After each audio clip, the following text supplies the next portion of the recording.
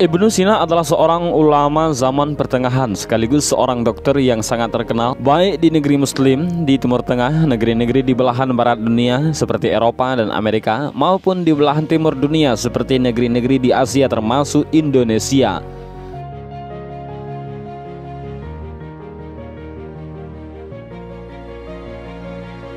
Nama lengkapnya adalah Abu Ali Al-Husain bin Abdullah Ibnu Sina. Beliau lahir di Bukhara, Uzbekistan pada tahun 980 Masehi. Sekarang masuk wilayah negara Iran. Dan sudah hafal Al-Quran di usia 10 tahun. Di dunia barat, ia dikenal dengan nama yang sudah terpengaruh bahasa Latin, yaitu Avicenna. Ibnu Sina digelari bapak kedokteran modern. Salah satu teori kesehatan yang sangat terkenal dari Ibnu Sina adalah bahwa sakit tidak melulu disebabkan oleh lemahnya fisik, tetapi bisa juga disebabkan oleh kondisi kejiwaan yang lemah. Teori ini ditemukan ketika menangani seseorang pasien yang sakit secara fisik, tetapi bukan disebabkan karena gangguan fisik, melainkan kejiwaannya yang sedang melemah. Jadi, Ibnu Sina tidak saja seorang dokter, tetapi juga seorang psikolog yang sangat mengerti persoalan-persoalan perilaku seseorang sebagai cerminan dari kejiwaannya. Pada suatu hari, Ibnu Sina dipanggil seorang pejabat tinggi sehubungan adanya seorang pangeran yang sedang terganggu jiwanya. Gangguan itu adalah melankoli dan halusinasi dan kemudian berkembang menjadi delusi. Delusi adalah jenis gangguan mental di mana penderitanya tidak dapat membedakan kenyataan dan imajinasi, sehingga ia meyakini dan bersikap sesuai dengan hal yang ia pikirkan. Akibat delusi, sang pangeran merasa dan berpikir bahwa dirinya adalah seekor sapi. Ia tak lagi mau makan makanan sebagaimana biasa dimakan manusia. Ia juga tak mau minum minuman sebagaimana biasa diminum oleh mereka. Keadaan ini membuat gelisah sang pejabat tinggi, yang kemudian ia memerintahkan pejabat di bawahnya untuk meminta izin pada sang raja mendatangkan Ibnu Sina untuk mendiagnosis dan mengobati penyakitnya.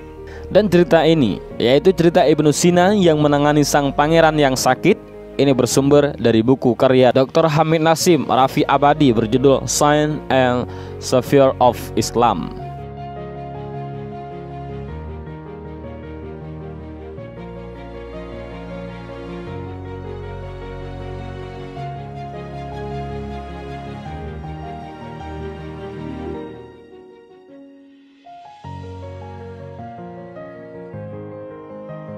Ia adalah Pangeran Buihid. Ia mengalami gangguan kejiwaan yang disebut delusi.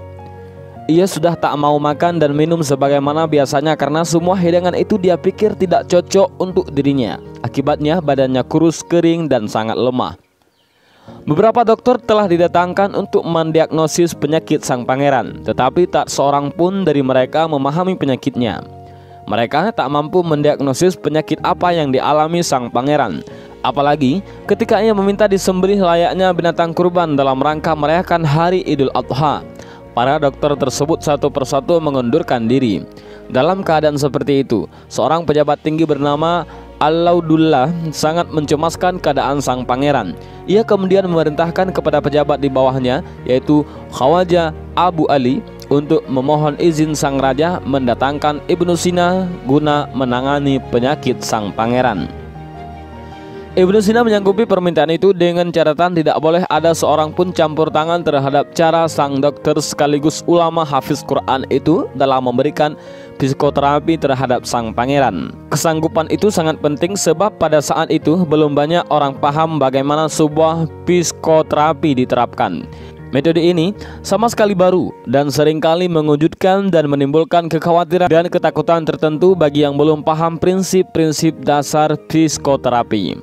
Secara teoritis, psikoterapi adalah sebuah bentuk interaksi antara klien, yaitu pasien, dan terapis yang bertujuan untuk membantu klien melalui masa-masa sulit dan mempelajari berbagai cara untuk menyelesaikan masalah dalam hidup. Tetapi ini bersifat terbuka, yang berarti baik klien maupun terapis akan sama-sama mencari jalan keluar yang terbaik. Klien tidak akan mendapat paksaan, suruhan, atau tuntutan apapun dari terapis yang dirasa tidak sesuai. Biasanya, terapis hanya akan mendampingi serta memberikan bimbingan dan anjuran bagi klien dalam menjalani hidup sehari-hari yang penuh tantangan.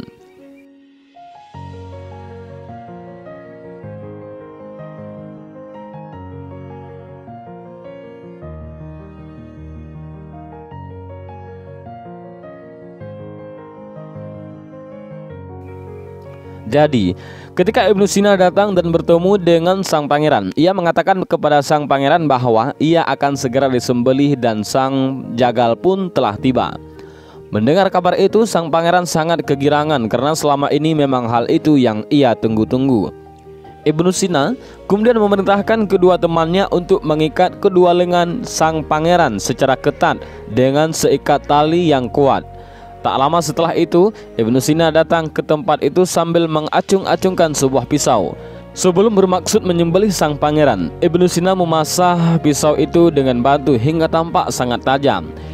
Ibnu Sina berpenampilan bak seorang jagal yang sangat kejam dan tak kenal ampun. Tak lama setelah itu, sang pangeran membaringkan diri dan Ibnu Sina mengangkangi dada sang pangeran seolah-olah ia benar-benar akan menyembelihnya. Tetapi setelah menyentuh lengan dan beberapa bagian dari tubuh sang pangeran, Ibnu Sina mengatakan, "Sapinya sangat lemah dan mudah remuk.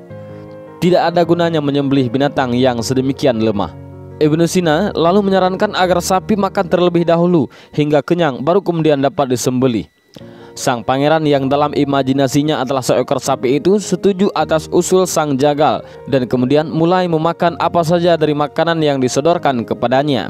Makanan itu telah dicampuri obat yang tepat dengan dosis yang pas oleh Ibnu Sina.